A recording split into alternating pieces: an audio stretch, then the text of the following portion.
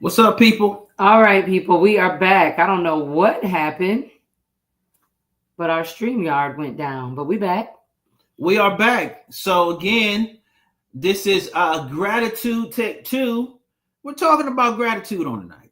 We're Yes. talking about the necessity to operate within the confines of gratitude in your relationship, and how not doing so could cause issues in your marriage and in your relationship. So let's talk about it. Let's talk about gratitude. Why do you feel gratitude is necessary?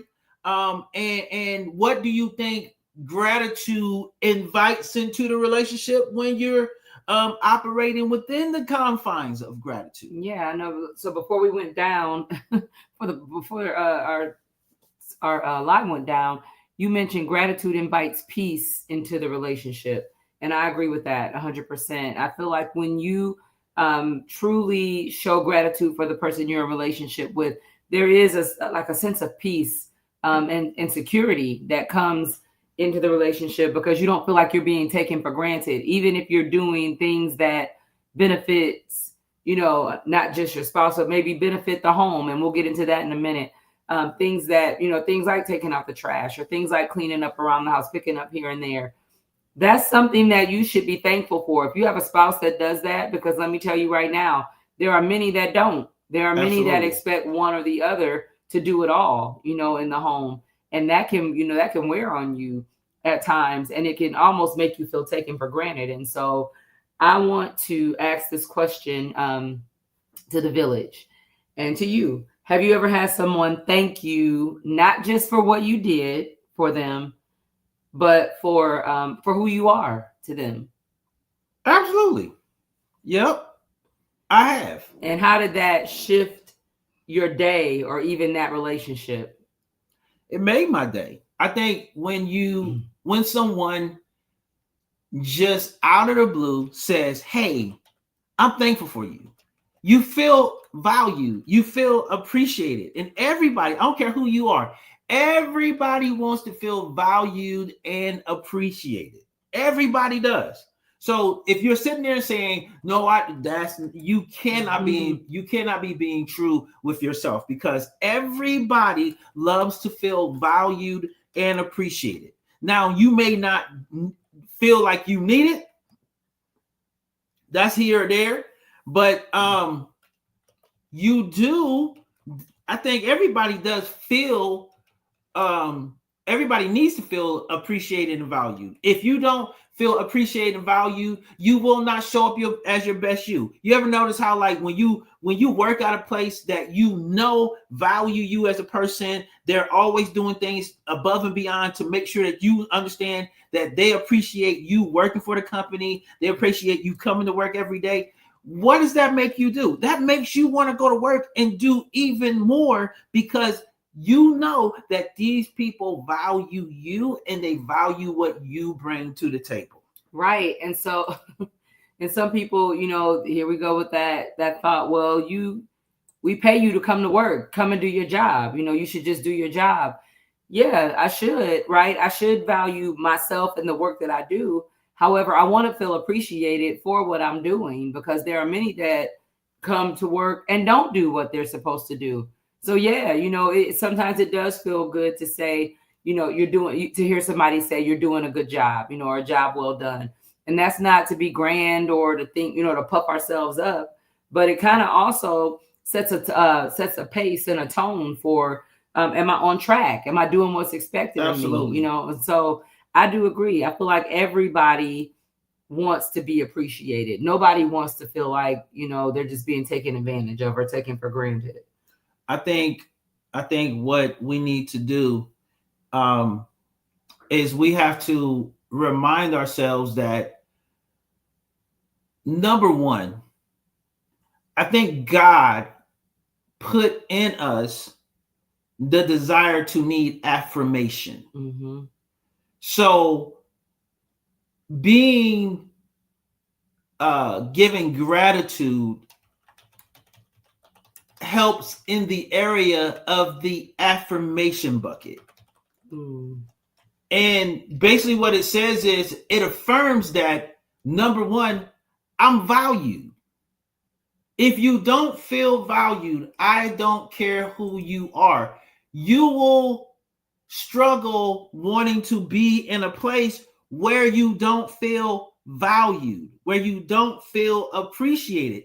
So, affirmation of gratitude is helpful because we are wired to desire to know that we're doing well. Mm-hmm.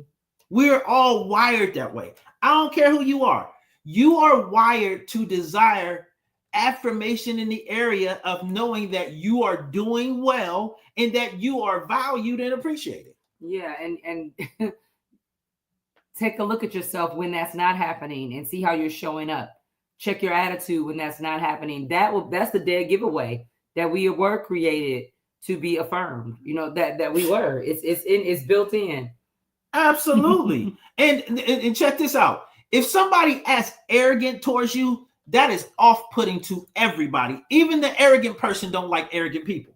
They don't. Even arrogant people don't like arrogant people. Why? Because arrogance says that I'm more important than you and I can care less right now about your presence. And I'm more important than you are.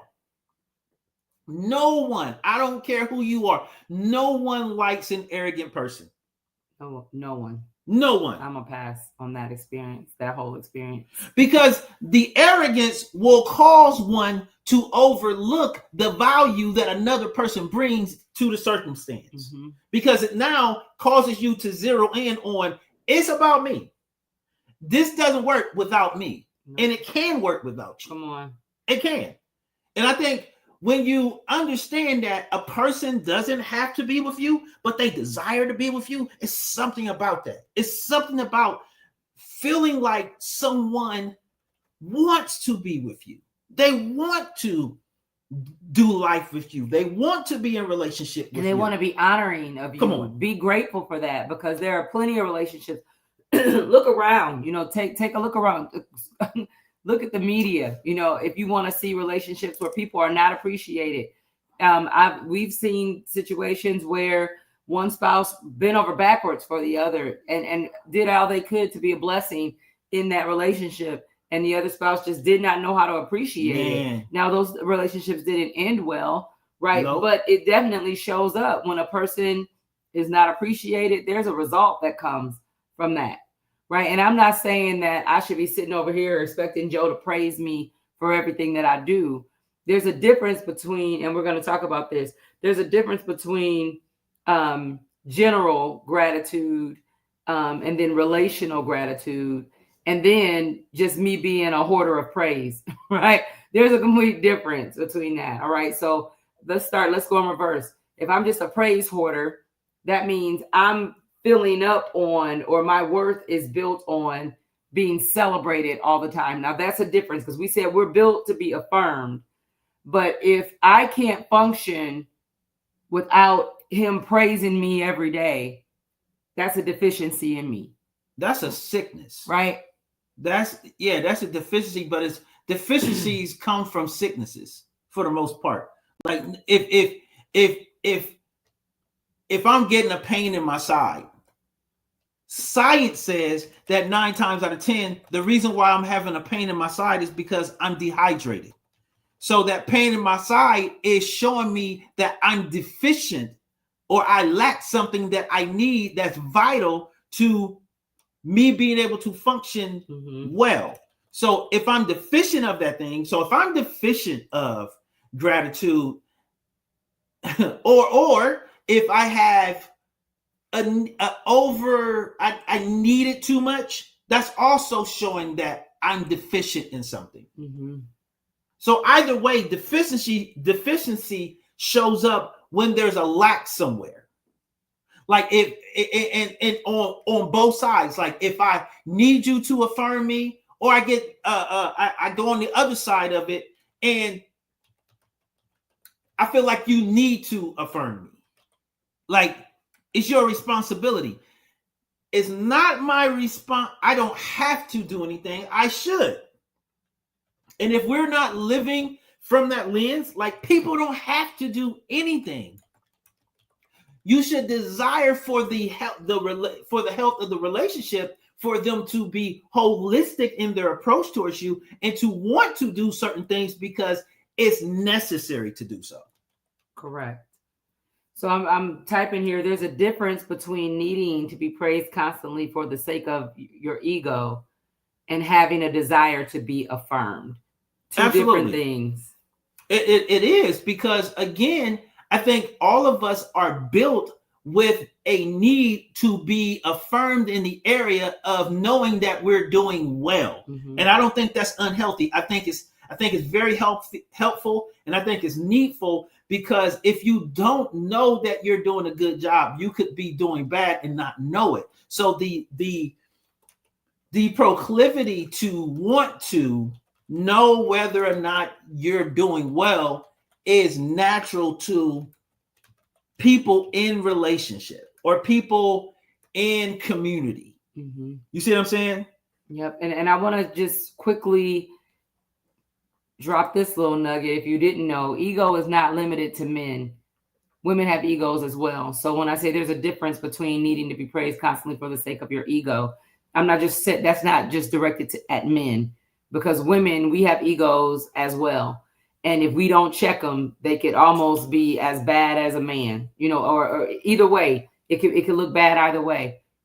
We all have egos. They just show up different. Mm-hmm. You haven't we all have the possibility to operate within an ego. Every male or female, it can happen.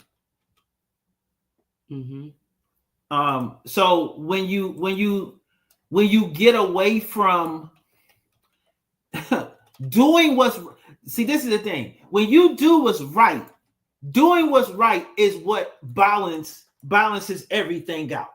Mm-hmm. So if you're doing what's right, and let's just say hypothetically there is a deficiency, it's going to be balanced out, because when you do things right, you ask the right questions, and thus getting the response or the affirmation that you need to know or to make adjustments. Yeah.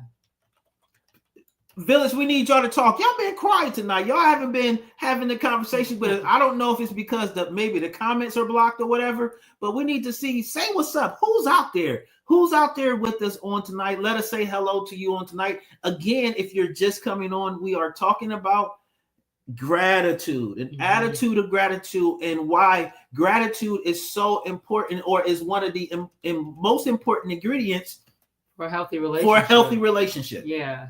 And so in moving through gratitude, there's a difference between, and we kind of started out with there's a difference between general gratitude and relational gratitude. All right. So when we talk about general gratitude, that would be an example of that would be, thank you for taking out the trash, or thank you for doing the dishes, or thank you for putting gas in the car, whatever, that's general. And we do want those. It's not minimizing one or the other. It's just really, we're just calling out or highlighting the difference. But when we talk about relational gratitude, there's emotional presence is attached to relational gratitude. So instead of, it's when you notice the small things, maybe it's an extra effort being made towards something in the relationship, or maybe it is they're being, they're showing a little bit more kindness regarding something, and you're acknowledging that. So instead of, hey, thank you for taking out the trash, maybe they never took out the trash, right? So it moves from thank you for taking out the trash to, I really appreciate you for taking care and concern for our home, in the way that you keep the home, or in the way you do X, Y, and Z. So it takes the focus off of the transaction or the action, and it puts the focus on the thoughtfulness behind what's being done. All right. So again, general gratitude, you're thanking them for the action. Now, we're not saying don't offer general gratitude. We are saying that in relationship, though, it shouldn't just always be general gratitude. It needs to move to relational. There needs to be some emotional presence connected to it. Again, I really appreciate how thoughtful you are when I wake up, when you wake up in the morning and I'm still asleep, right? Or I really appreciate the way that you the way that you come and you give me a hug every day, before you go to work or after you go to work, or I really appreciate the thoughtfulness behind your care for me or how you care for me, right? There's emotion attached to that. And that is needed in a relationship. Absolutely. You need to acknowledge those things that might seemingly be small, because I'm telling you right now, what you think is small is major in some other relationships that don't have it. Well, the bank needs to be filled in those areas. If you're not if you're not thinking about the small things, right? If you're not being thoughtful of how the small things are showing up and how they make the difference, because a lot of times the small things are what makes the difference. The small things, those small things being done, it is what puts the added kiss to a great moment or a great time or a great relationship. It's those little things that people do, and those little things are the little things need to be rewarded, and they need to be invested into as well. Because if you don't invest in them, or if you don't fill up that bank, guess what's going to happen? 9 times out of 10, the person is probably going to stop operating in that area because they don't feel like you value them doing those small things. Like I say, give thanks for everything a person does. And you're not always going to remember all the things, but be thankful. Say thank you for, if a person is taking out the trash, or if a person is cleaning a room, or you come home and the house is extra clean. Say thank you. Say, I noticed that you have put work in this particular area. Mm-hmm. Because what it does is it fills the bank. It fills the emotional bank. All of us have an emotional bank that needs to be invested in. We all do. Yeah, absolutely. And so just stretching this or moving this even further, there's a science, in studying or kind of looking up, I don't say studying because it wasn't necessarily study, but just researching different things connected to gratitude. There's an actual science behind gratitude in relationships. And so there is a researcher on gratitude by the name of Dr. Robert Emmons, E-M-M-O-N-S. And he found that people who regularly practice gratitude experience stronger relationships. Not only that, better sleep, and even improved immune function. So people that have gratitude in their relationship physically are more healthy. Their immune system is physically stronger, right? It also has been scientifically proven that gratitude activates the brain's regions that are linked to bonding and trust. So when you offer gratitude or practice gratitude in your relationship, there's a link to bonding in your brain. Your brain, that bonding center and the trust center, there's a reduction in emotions like envy and resentment. This is scientifically proven. When we have gratitude, it reduces toxic emotions like envy and resentment. And then that brain center that focuses on bonding and trust, it says it releases neurochemicals like oxytocin, also known as the bonding hormone. Now, I've always, heard of dopamine, like that feeling, that high, right? That good feeling, that feel good dopamine is released in the brain, when happiness or when good times come. But this is taking it even a step further to say oxytocin is released, and it actually strengthens emotional bonds. It's literally released from our brain when gratitude is in our relationship. Well, there's also scientific study that says you can't have two emotions reign at the same time. So if you are operating in gratitude, anger, frustration, none of the other emotions can come in at that moment. So gratitude is winning the day when you're operating in gratitude. It is actually the emotion that is carrying the supreme authority at that particular time. Whatever you're carrying in, whatever attitude or disposition you're operating in is what's carrying the moment. So be mindful, like when you operate in gratitude, remember that gratitude can set the stage for so many different great health benefits and relational benefits as well. So Sister Marceline Auntie said, if a person has not experienced expressions of gratitude, it can be difficult to accept words of affirmation. Also, children need to see parents showing gratitude to each other. Absolutely. I don't want, this is going to sound funny, but to me, there's a heathen syndrome happening in the culture right now, because some of these children do not have respect for their elders. They do not have any gratitude at all. There's an entitlement thing that has been released in the culture. And that is the opposite of gratitude. I'm entitled to it, so I'm not going to be grateful for it, right? Now, I want to go back to the first part in a minute, but I kind of went in reverse. That, so when you feel like you're entitled to something, you're not going to show gratitude.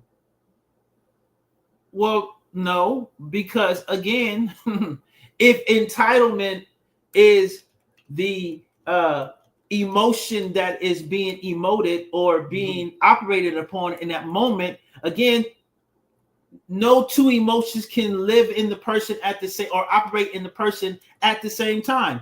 So if I'm operating in that what was the word you used again? Entitlement emotion, then I'm not going to be operating gratitude, because entitlement is what's driving my feelings and my emotions at that time. Because I can't live with two emotions at the same time. I can't be two emotionals or two emotions or two expressions at the same time. One has to rule, and one will live and one will not. Yeah. So what do you think about the first part? So if a person has not experienced expressions of gratitude, it can be difficult to accept words of affirmation. Yeah, I know that to be true, but I also know to be true, we can learn new habits. And I think for the person who may be getting rejected, keep doing it, because you're modeling a new environment. If a person hasn't been in a healthy relationship environment, you have to model that environment in front of them, so now they can see what it looks like. And then you may even have to tell them how to feel about that emotion or that feeling, because maybe sometimes people are learning. And I think that's where we have to operate in grace thinking and be willing to say, okay, maybe you didn't have this as a child. And if you didn't have this as a child, you're certainly not going to know how to receive it when it's coming, when it's been foreign to you for a long time. Yes. And so here's the thing about gratitude, that oxytocin that is released, it's released not only in the person receiving the gratitude, but it's released in the one who's giving it. So literally, when I practice gratitude, it releases something in me. Not only does it hit the hearer or the receiver, but the one who is giving it, that same oxytocin that's being released there as well. So it is it is of equal value on both sides of the relationship. Absolutely. I think that when we start knowing knowing how valuing someone is healthy, right? When we understand what that looks like, and we know and we understand the resolve or the result that it brings, that is what gives us the ability to continue to do it more and know and understand it needs to happen more. Like, because again, we are made up of atoms, molecules, and all kinds of things, and they have a way of working themselves out by certain things that trigger them in relationship. It's so crazy to me that, like, relationship triggers you molecularly. Yeah, molecular. I got it.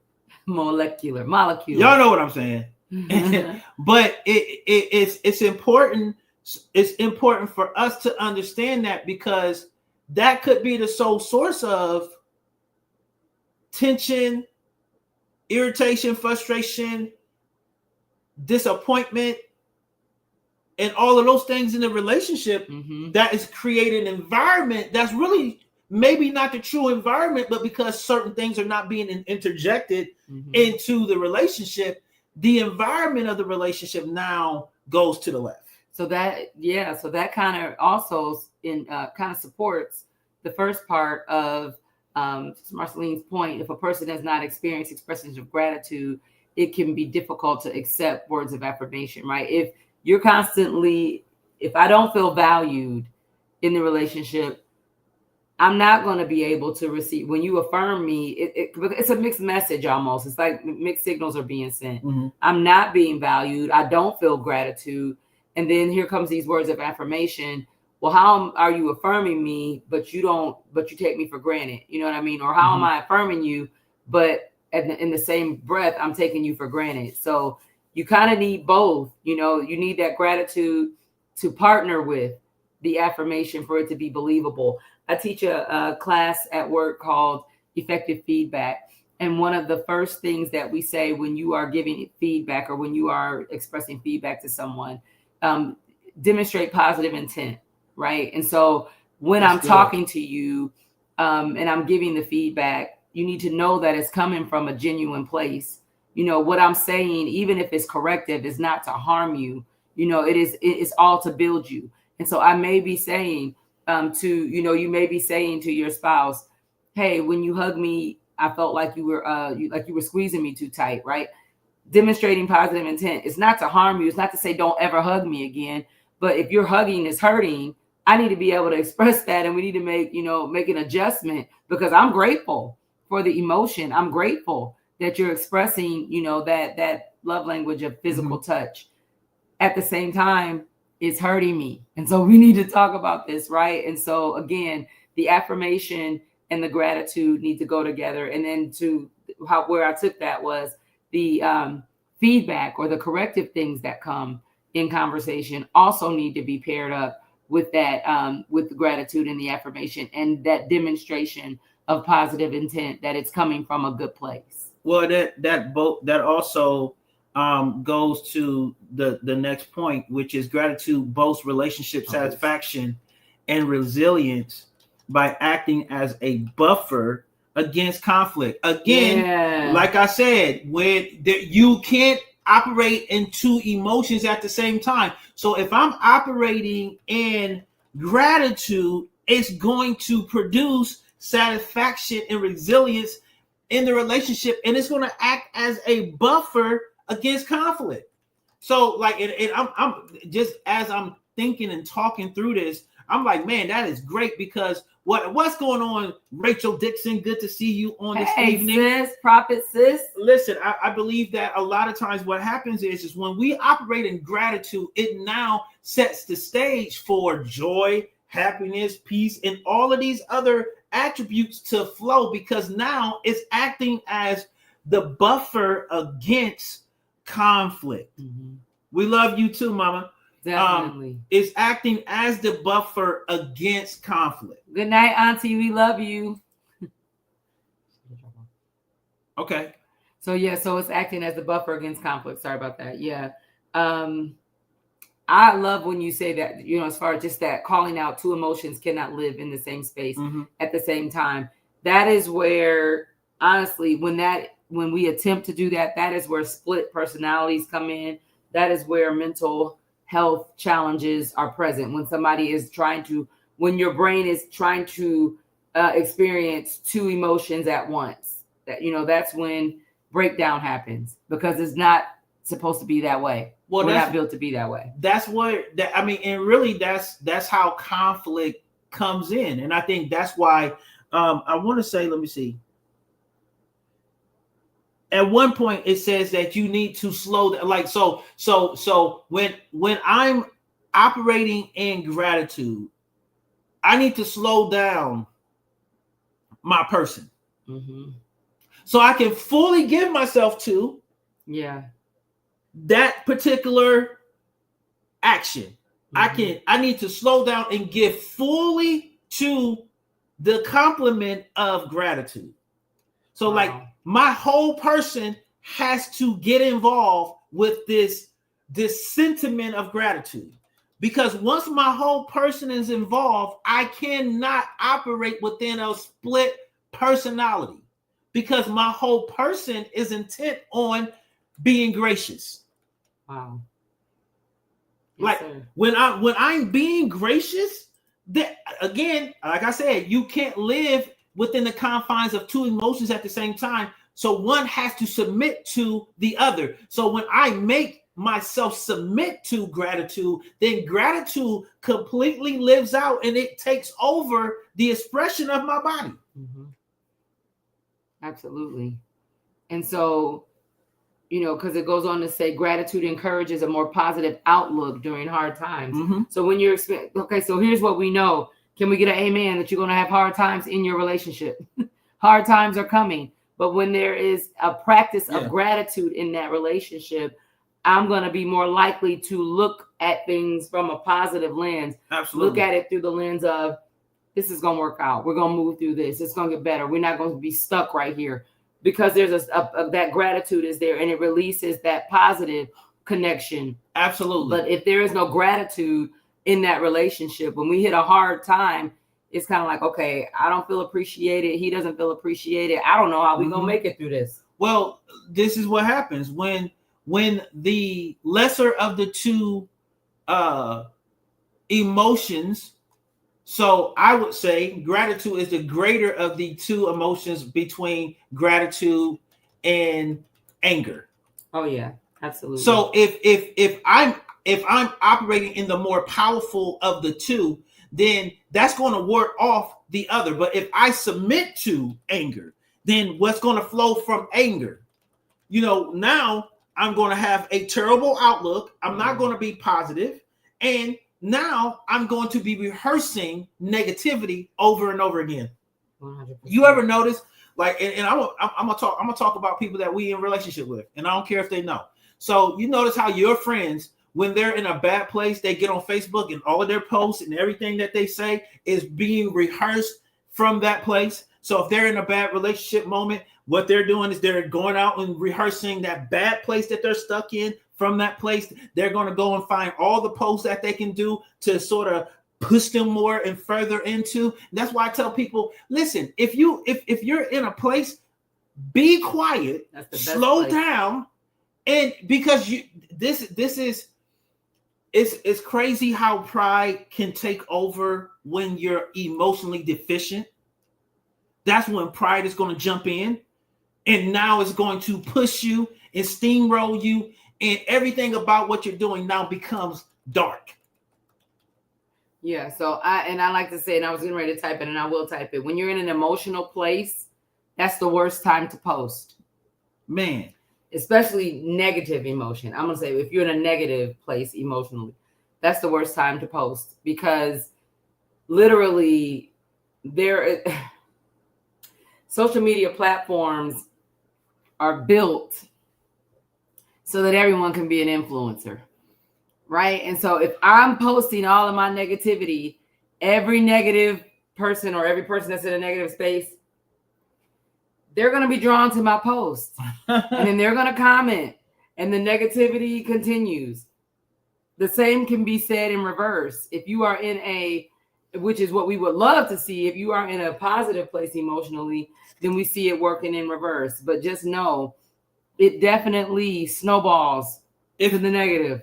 If you are okay, so a couple years back when when I was youth pastoring,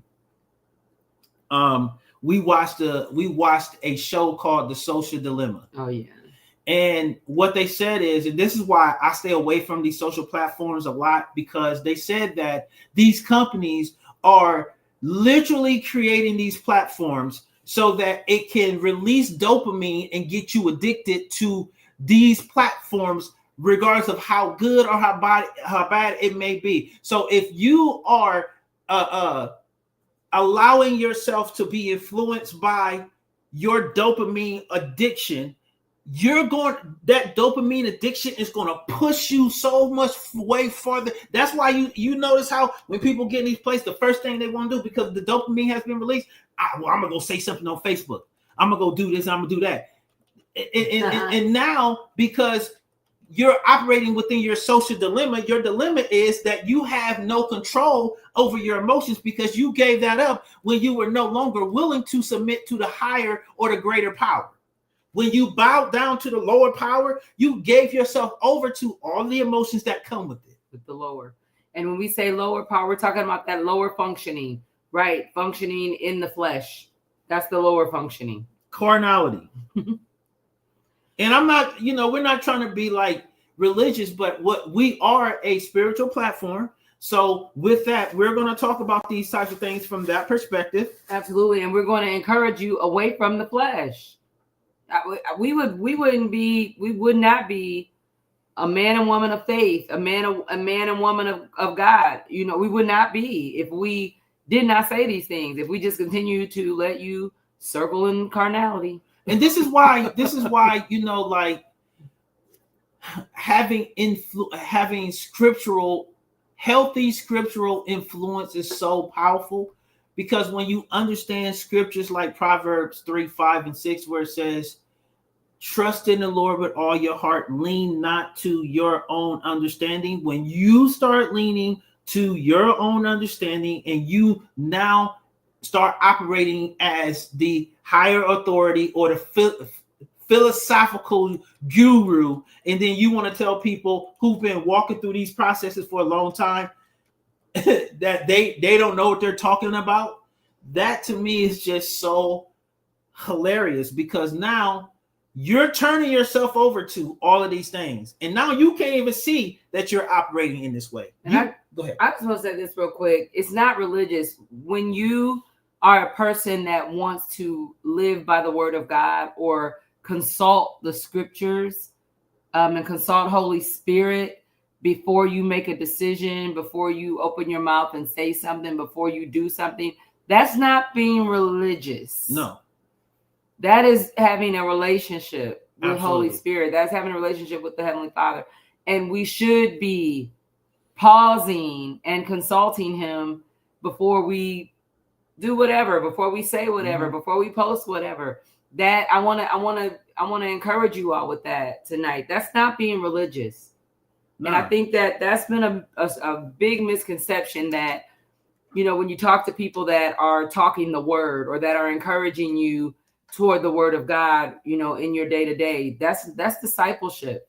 That's not religious. That's not religiosity. Not at all. And then you just got to know what comes along with that.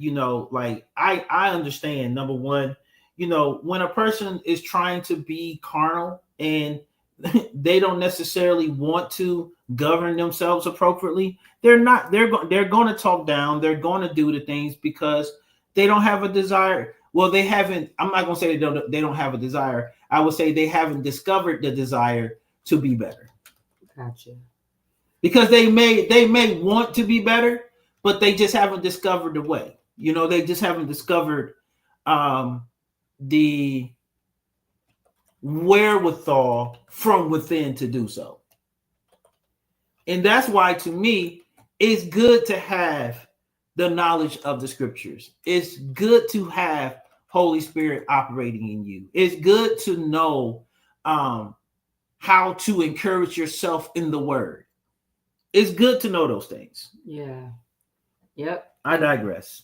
And so when we're talking about gratitude, and we're almost wrapping it up here, but gratitude has to be intentionally cultivated and practiced. Absolutely. Intentionally, like you have to will yourself to do it, because again, the flesh doesn't always want to do what is needful.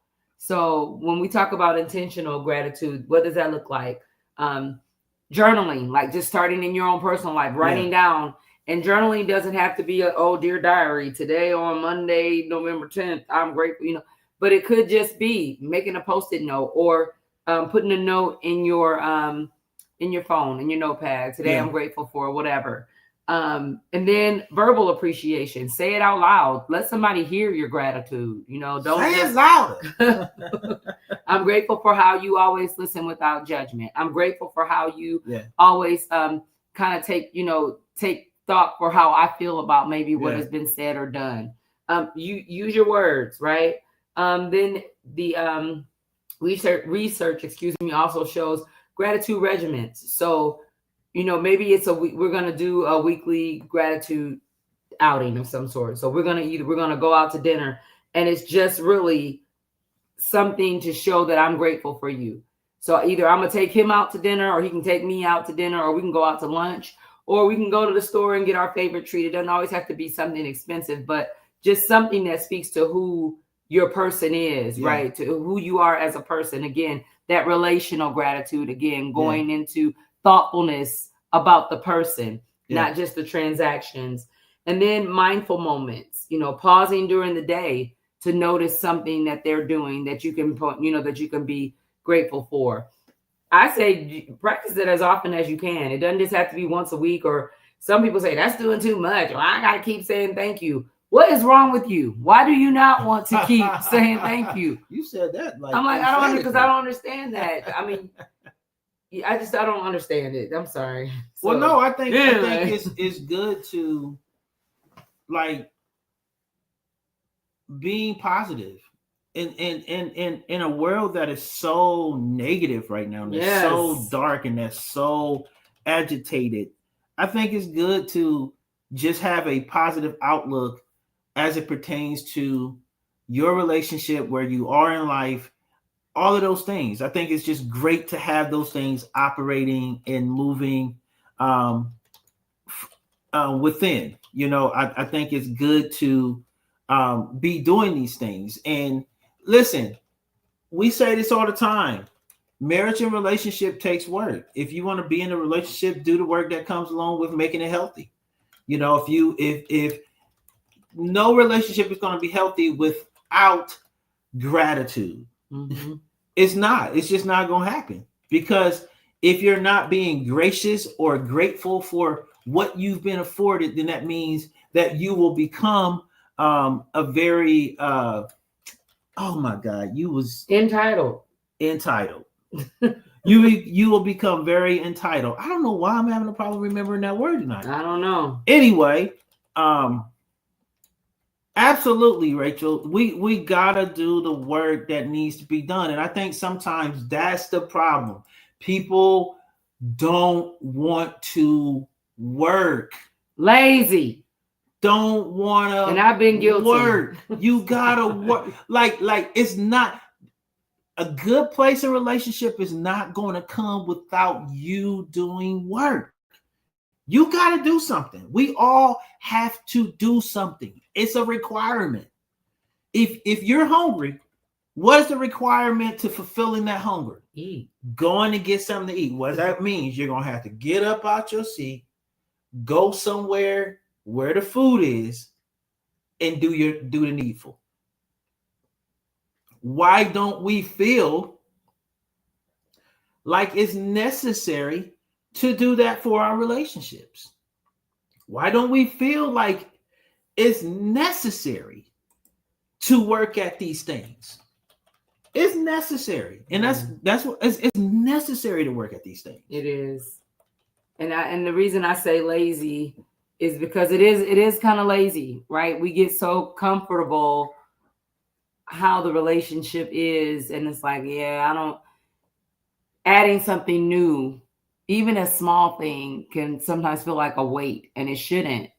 I mean, now if you want your relationship to be stale and the flame to flicker out, then that's that. But we don't believe in that in the Marriage Village. Nah, I mean, we ain't doing that over here. I'm glad you brought up that analogy, because again, if the flame is going to stay stoked, we have to attend to the fire. Yeah, that's just what it is. Like, I got to continue to go get the wood and put it on there, and if I need a little bit more help with the fire, get some what do they call that, lighter fluid and all that other stuff, put it on there. It's things to do to help keep the flame going. All we're saying is, at the end of the day, people, keep the flame going.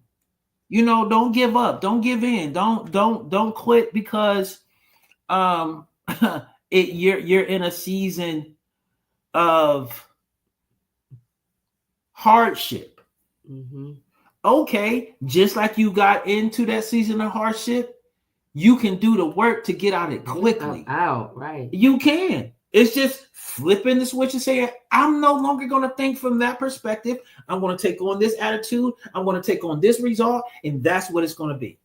And it happened. It works. We've seen it work. We know, we've done the work ourselves. We're not just telling you something that we read. We're telling you something that we have lived in our marriage. Mm-hmm.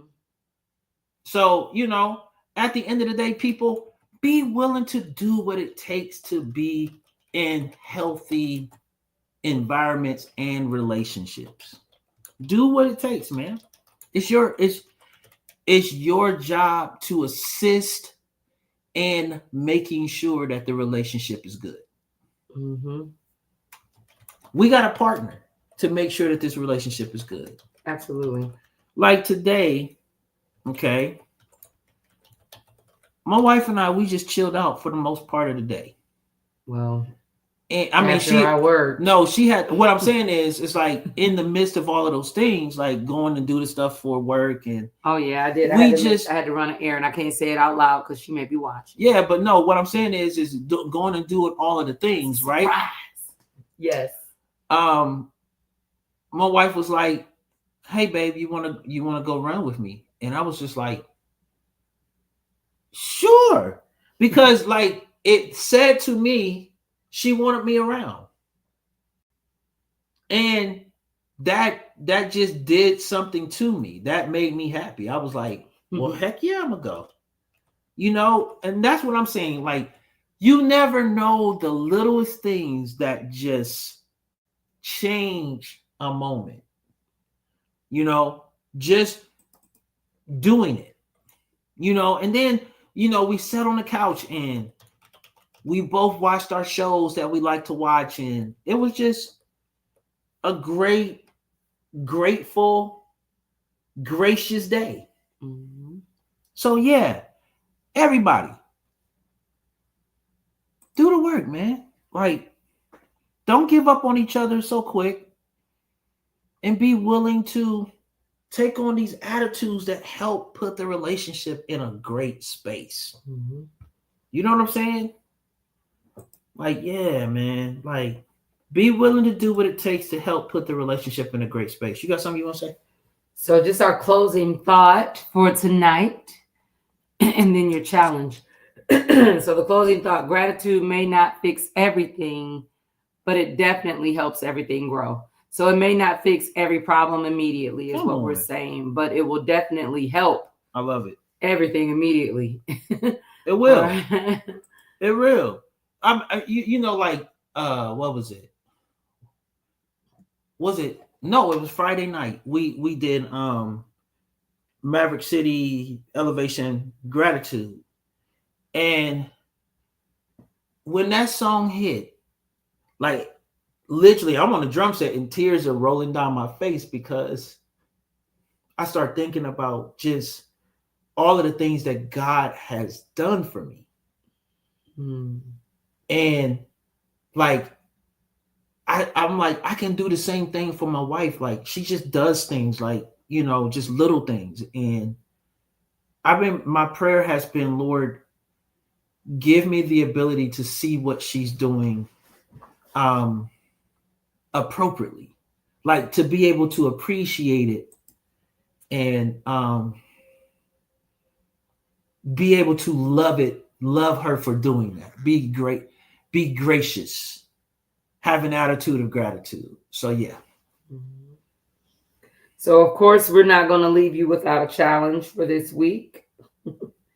So here comes your challenge. What's the challenge? What's the challenge? The challenge is find 3 opportunities to genuinely appreciate your spouse or a close friend if you're not married, and then note what shifts in you and what shifts in them by offering that gratitude.